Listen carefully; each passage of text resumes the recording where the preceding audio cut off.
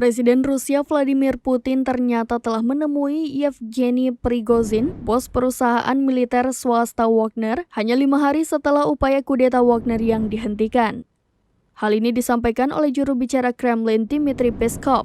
Dmitry Peskov mengatakan Putin mengundang Yevgeny Prigozhin dan 34 tentara Wagner ke pertemuan di Moskow. Itu adalah komunikasi pertama Putin dengan Yevgeny Prigozhin setelah upaya kudeta Wagner yang dihentikan pada 24 Juni 2023.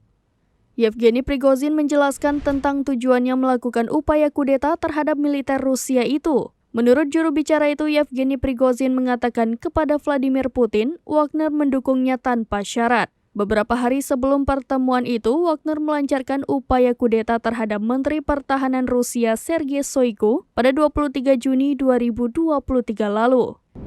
Yevgeny Prigozhin memimpin tentara Wagner dari Ukraina menuju kota Rostov untuk merebut markas militer Rusia di sana. Mereka berhasil menduduki markas tersebut tanpa perlawanan, dikutip dari CNN Internasional.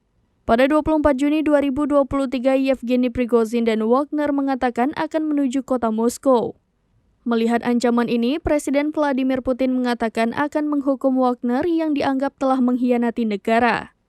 Sekutu Putin, Presiden Belarus Alexander Lukashenko, kemudian menengahi permasalahan ini. Lukashenko berhasil menghubungi Yevgeny Prigozhin dan mengatakan Rusia bisa menghancurkannya seperti serangga jika ia tidak menghentikan aksinya.